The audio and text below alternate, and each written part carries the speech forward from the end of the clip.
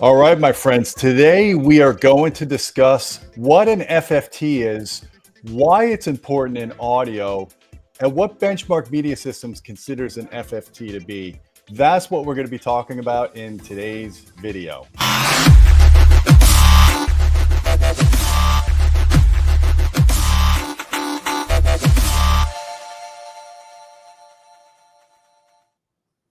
Hey folks, I'm Gene Delasalo with AudioHawks. We are back with John Seo. How you doing, John? Great, Gene. And Gene, I'm back in the lab. We've got the audio precision fired up. I've got a benchmark signal chain hooked up, and we're going to do some measurements, but we're going to talk specifically about an FFT, why it's important, and why it's a good model for our own hearing system. Turns out that we've got something. What's that? I was going to say, why don't you define what an FFT is for people for the layman that doesn't know what an FFT is? Yep. So an FFT is it actually stands for fast Fourier transform, which is a high-speed method of calculating the discrete Fourier transform. Basically, Gene, it's a way of displaying the output of an audio device in the frequency spectrum of it. So we can look at, if you put the slide up, I can point to it. Yeah, it basically converts a time domain to frequency domain, right? Right. And so we can see here, we've got a tone in the middle. In this case, it's a 10 kilohertz tone. Mm-hmm. Over on one side of the screen, we've got 0 hertz. And over here, we've got 24 kilohertz. And we can see everything that's going on over that entire frequency spectrum. We can see second harmonic here at 20 kilohertz because we've got a 10 kilohertz fundamental. Right. And we are looking way below the level of the noise on this particular product.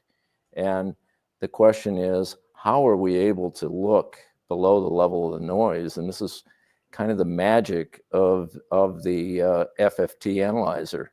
And I call it an audio microscope because we're able to look at, for example, this little tiny signal right here at 4 kilohertz. It's 140 decibels down from the tone that we're playing, and in that particular measurement, it was actually a jitter-induced sideband. You can see one there at 4K, and we can see another companion sideband up at 16K. And so we're able to do these very precise measurements with the FFT, things that we could never see with a traditional audio meter, with a right. with an RMS meter, or even with a THD plus noise measurement test set. So the discrete Fourier transform has been around for a long time, but in 1965, some mathematicians figured out a way to do the calculations much faster, and it's actually about 1,000 times faster than the discrete Fourier transform, and it allows us to in real time with modern computers do an FFT analysis. And if I switch over to the test system, we can actually see an FFT running right down here. I have a 1 kilohertz test tone. You can see a second harmonic distortion component, a third harmonic, fourth harmonic, fifth, and so on. Up in this, at the top of the screen, I've got a traditional scope display. We can see the 1 kilohertz sine wave, and then you can also see the residual. That's the 1 kilohertz sine wave has been taken out, and what we're looking at is just the noise and distortion. Now with an O-scope or a digital one like that, you only get about 60 dB of resolution, right? 40 Right. to And what if you look at this number right here, that noise waveform is being multiplied by 10,000 times. right. So we've cranked the gain way up so that we can see the noise. And if I were to drop the word length from 24 bits down to 16 bits or even smaller, so at 16 bits, now you can see that that noise is much higher amplitude. Yeah. You'll also notice on the FFT that this noise level right here came up. Watch the FFT as I go back to 24 bits. I'm sorry, I'm going the wrong way. Yeah, it was basically masking the residuals because the noise floor was higher, right? Yep. Yeah. So now, why is your FFT length so short at 32? Why not use like 96K? well, the reason I'm using 32 right now is that it will display in real time. So obviously, I can go to a longer one. Oh, so it'll just be delayed because of the So watch it slow down. Watch the Yep. update rate slow down. Yeah, yeah. Right. Okay. The reason why I ask you this, John, is if you exceed the FFT length, if you use a very long FFT length, it could give you an artificially low noise floor in your measurement. Well, yeah, and we're going to talk about that because what happens is this noise right here is not the noise floor of the product. Right. It is a function of how long the FFT is, and so you can't measure directly. You can't use that number directly to determine the signal to noise ratio. You should measure the signal to noise ratio with a traditional. What's that? I struggled with that for a while because years ago when I got Audio Precision, I just assumed that that was a way to show the noise floor, and then I realized quickly that it wasn't. It's not. Yeah, that's why we do so SNR tests. You'll actually see that noise floor jump up when I went to a 32K. Let me change the length of the FFT right here. I'm just going to take it down quite a bit shorter and watch what happens. See how it jumped up? Yep. And you'll also notice that this spike here is wider. Yeah. Okay, we're going to talk about why that is, but let's go back to 32K. All right, and so I'm going to jump over to the slide here, and if this is what I call the magic of the FFT. We're as we go to longer and longer FFTs, we get a noise reduction, which is also called the processing gain. With a FFT that's only 1024 bins, we have a 30 dB reduction in the noise. We're able to see 30 dB below the noise to make measurements. And this is why this is important. Our ears can actually detect tones that are 30 dB below a white noise signal. So if I play white noise at say 50 or 60 dB SPL, and then underneath that white noise, 30 decibels lower, I play a 3 kilohertz tone. I can hear that tone turning on and off. If I turn it on and off, I can hear that tone. And once it gets below 30 dB below the noise, then at that point, we can no longer hear it. But the fact that we can pick out sounds that are 30 dB below the noise is really important. That's why we can carry on a conversation in a noisy room. That's why we can hear individual instruments underneath a whole orchestra. Right. So we're able to pick out various instruments. We're able to pick out various musical voices, and it's such an important part of our listening experience. And so it's really important that we measure our audio equipment with a measurement tool that mirrors what our ears do. And that's what the FFT is. That's why it's so important. It is a tool that allows us to model what our ears do. Now, 1024 bins is about equivalent to what our human hearing can do. We can easily go to 2048, you know, and so on. I was showing you a 32,000 bin FFT, and you asked me why wasn't I going higher? Because obviously the AP can go a lot higher than 32,000. At 32,000, we have a 45 dB noise reduction. And the bin width at that point is 0.7 hertz. So each bin is only 0.7 hertz wide. So I can see exactly what frequency every tone is at. I can see exactly what the amplitude is. Much more precise. With a 32,000 point FFT. Now we can go further. We can go a lot further. But the question is, where does this noise reduction come from?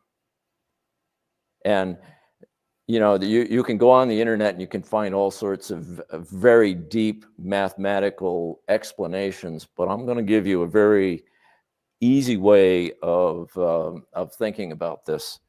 I would say it's just averaging the measurement more, right? I mean, it's just oversampling it or just averaging it more, and it's lowering the noise floor as a result. Is that a simple answer to that? That's part of it. Think about this. If we take a traditional noise measurement, we measure over a particular bandwidth. Okay, normally we measure over 20 kilohertz bandwidth, and if we were to measure a 4416 signal with TPEF dither, we'd measure about 93.5 dB signal to noise ratio.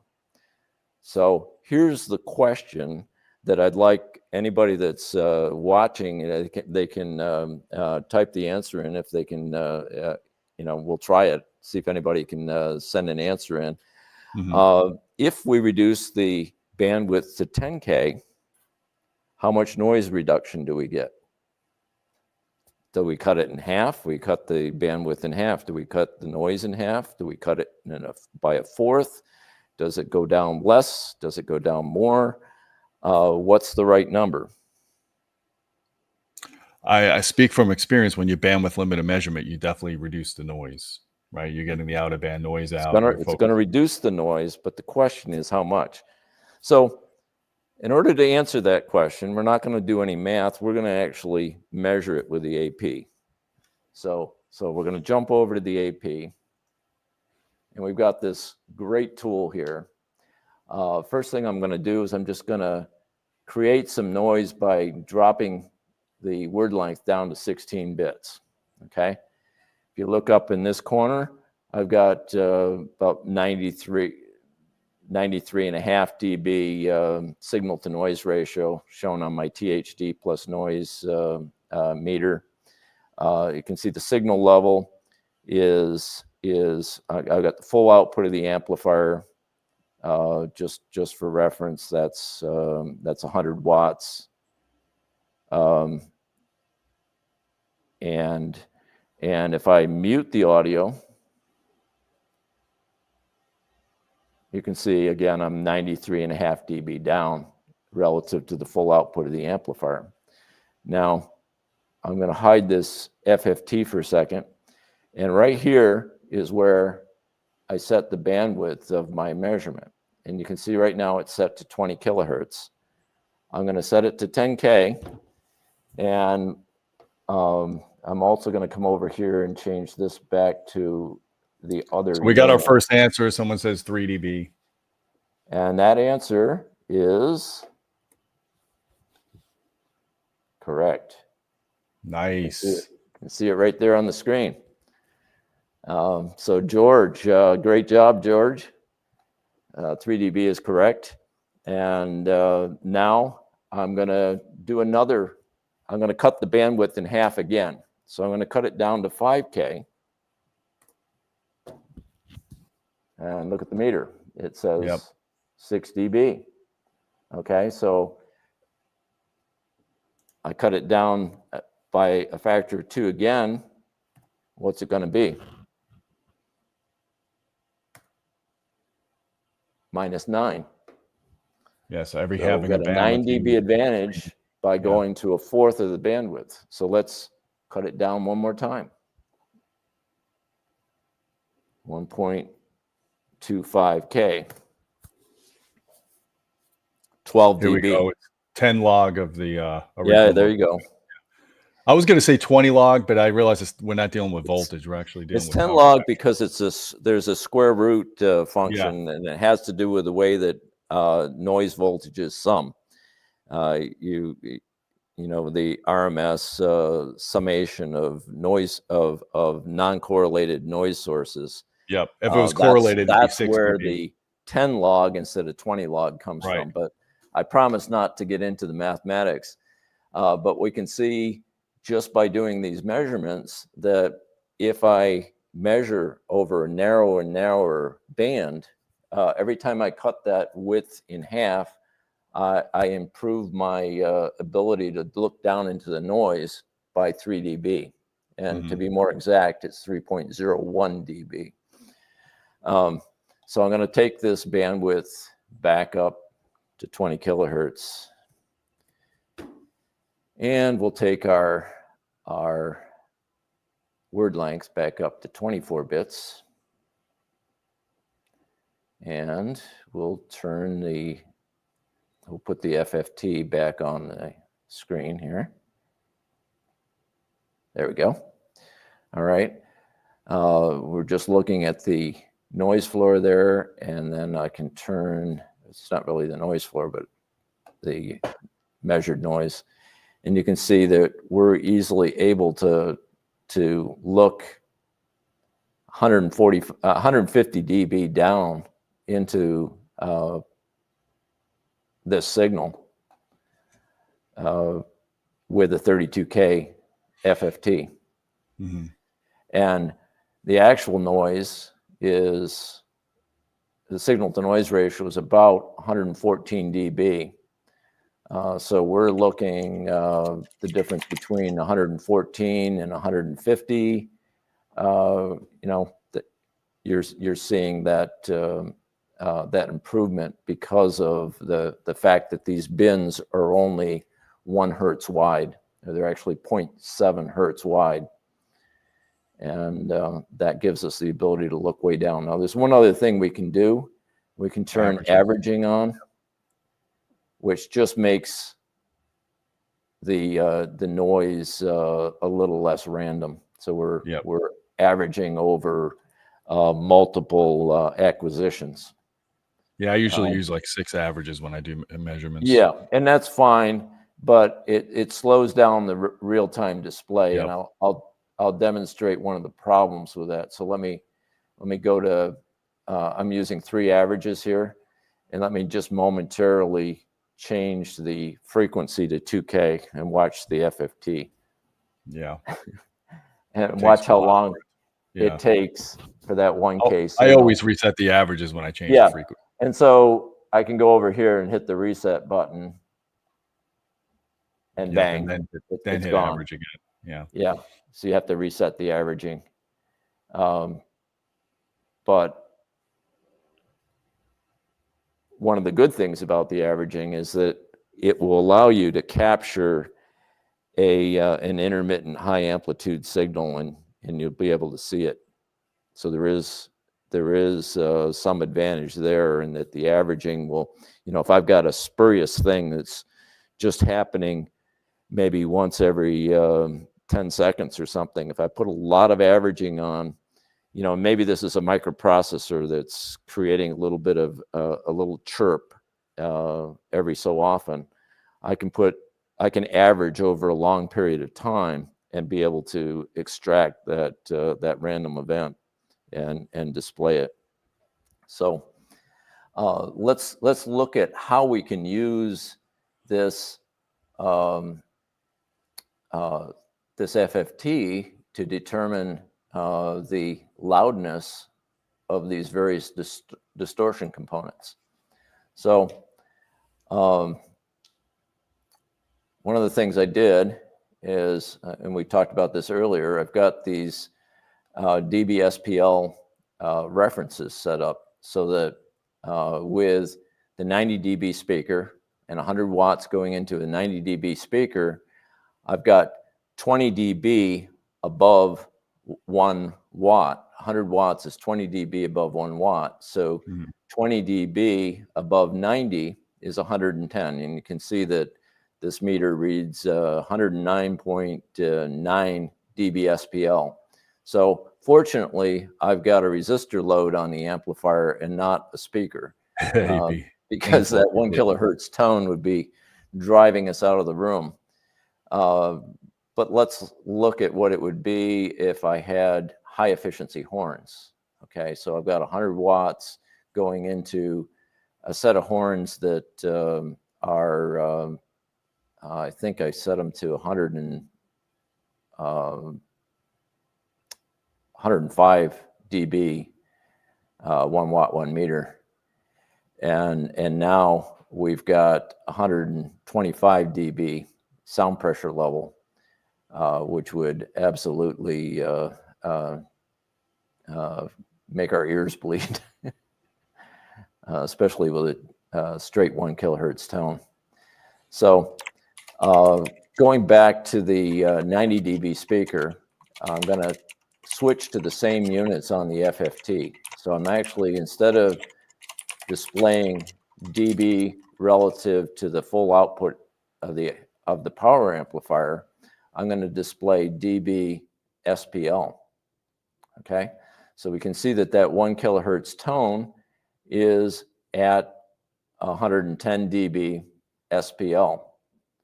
All right, right down here is 0 dB SPL, which is the approximate threshold of hearing. Yep. Second harmonic is 15 dB below the threshold of hearing. And that's the threshold of hearing in a silent room. So in a room where the 1 kilohertz tone is not playing, or in a room where music is not playing, you still couldn't hear these distortion components. And so what it means is the distortion produced by the entire chain, the DAC, the LA4, and the AHB2, is well below the threshold of hearing. You couldn't hear the distortion if the music wasn't playing. Right. And that's one of the goals when we design a product. We're not looking to try to mask the defects with the music. We're looking to reduce the defects to the point where the defects are inaudible whether the music is playing or not. That way, there's no question about audibility of the distortion, of the noise, and any other defects, power supply noise. There's not going to be power supply hum or buzz or noise from a microprocessor or interference from a radio station. All of those things are going to be below 0 dB SPL in your listening room when you're hooked up to speakers. And you're basically making, and you can verify it with the FFT analysis. Right. You're basically making the equipment as transparent as possible. You're not coloring the sound. And this is a great example of showing that here. And without the FFT, we couldn't verify that. But the FFT is a tool that allows us not to just to verify it, but to find those problems when we're in the prototype stage, when we're in the design stage, find those problems and correct them so that, for example, you can see we don't have any or hardly any power supply interference of any line frequency interference of any kind here. I'm going to go to a logarithmic scale for a second. Maybe I can, maybe I can't. Oh, I can't because I'm starting at 0 hertz. So let me just change that for a second. We'll just arbitrarily start at 20 hertz and go to a logarithmic scale. And the reason I'm doing this is the logarithmic scale allows me to zoom in on the low frequencies. Okay. Now the bin width is not displayed on the screen in a uniform fashion. You can see the width of the bins here, and they're all crammed together over here on this side of the logarithmic scale. That's why normally I don't like to look at an FFT on a logarithmic scale. Yeah. But Yep. when you want to look for power supply noise or AC line interference, you can see here's 60 hertz, and that's AC line interference. And you can see that we're 25-ish decibels below 0 dB SPL. And 110 plus 25, which is 135 decibels below the peak output of the amplifier. And this is not just the performance of the amplifier, this is the DAC3 plus the LA4 plus the AHB2 plus the audio precision analyzer. So Yeah. with all of that going on, there's absolutely no And part of the reason why this is so good is you did proper gain matching between the preamp and the power amp. So most of the voltage gain is done at the preamp side, whereas the power amp is used for current gain. Do you want to quickly comment on that, even though we covered this topic before? We have another video specifically on that that topic, but let me go to a different view here so you can see the audio chain. Let me just tilt that camera down just a little bit. Okay, we have the DAC3B feeding the LA4, feeding the AHB2. But what's coming out of here is not the typical 4 volts that you get out of a piece of consumer hi-fi gear. We're 10 dB hotter than that because this is designed to operate at professional audio levels. So our XLR levels are 10 dB hotter than most hi-fi products. Mm-hmm. We come out at that very hot level, go into the LA4. We can boost or cut in the LA4, and of course you can see that happening on the screen here. And then we go into the power amp, all at a level that's 10 dB hotter than a normal hi-fi system. And what that means is that the AHB2 power amplifier is running at a very low gain. It's running right now at a gain of 9 dB. Oh, wow. Most power amplifiers have a 25 dB gain. Now you can flip a switch on the back of the AHB2 to make it compatible with hi-fi gear, and that boosts the gain up so that you can reach full output with a 4 volt input signal. But we're 12.28 volts on the XLR instead of 4 volts on the XLR. Right. That difference is 10 dB. Yep, makes sense.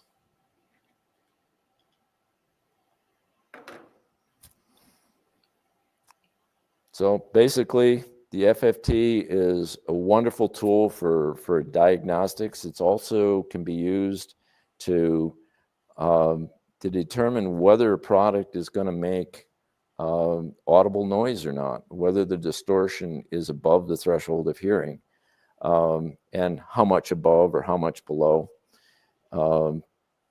But the one thing that you have to avoid doing is looking at this noise floor here and assuming that that's the signal to noise ratio of the product, I can make that line go up and down depending on the number of bins that I select, depending on the amount of averaging I select. What the FFT does is it shows me the amplitude, accurately shows me the amplitude of the continuous tones. It doesn't accurately show me the amplitude of the noise. Well, in a sense it does if you do the math to convert it. And there is another way of displaying an FFT that displays the output in terms of nanovolts per root hertz, for example, so that when you display it that way, the amplitude of the continuous tones vary with bin size, but the noise is shown at the correct amplitude. So you have a choice of showing the noise at the correct amplitude or showing the continuous tones at the correct amplitude. So we're just pushing the noise down mathematically so that we can see the continuous tones, so we can see the harmonic distortion, so that we can see intermod distortion, so that we can see spurious tones that shouldn't be there, so that we can see power supply noise that shouldn't be there, so we can see RF interference, so that we can see jitter-induced distortion, all of the things that we as audio engineers want to remove from the product before it goes to market. And the FFT is a tool that allows us to do that. Yep, for sure. And if you do want to see SNR, there's specific tests for that. There's the AES-17 test. I mean, there's dynamic tests for that in the audio precision. Totally different test than what we're doing here with the FFT. So, John, I really appreciate you going over this. I think you've even answered some questions I always had lingering in my head. And I know this is an abstract topic for people, but it's really important to understand what's behind audio measurements and the companies that put the time in to do the proper tests of their equipment to ensure that you get the very best quality for your money.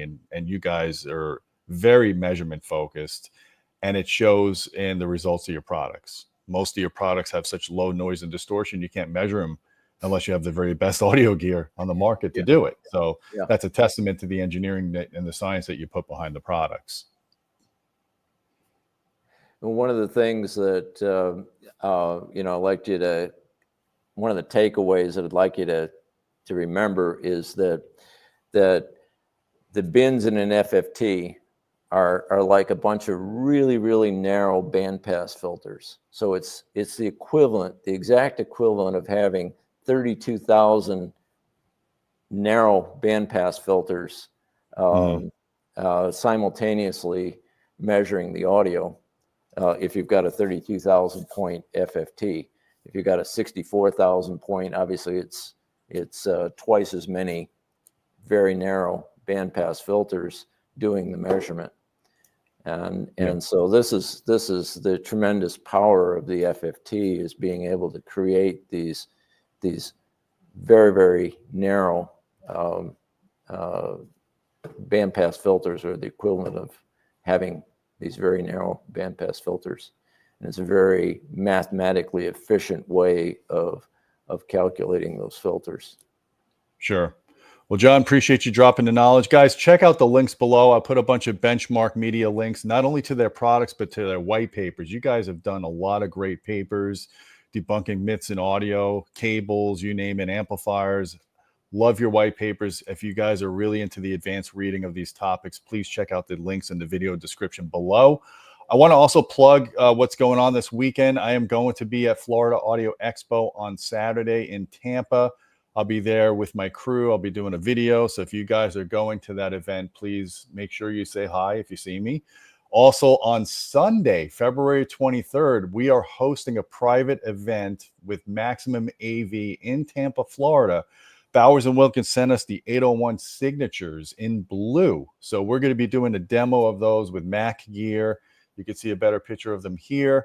We're going to be having food there. We're going to be having drinks there. It starts at 5 o'clock this Sunday. Bunch of Audio Hawks people are going to be there. A bunch of audio insiders are going to be there. So if you are in Tampa at the Florida Audio Expo. Please make sure you come out Sunday and say hi and come and listen to these speakers. Guys, if you like this video, please hit the thumb up, hit subscribe. Don't forget about our Patreon channel at patreon.com/audioholics. We appreciate your support. You get direct access to me if you want to suggest video topics. And until next time, my friends, keep listening.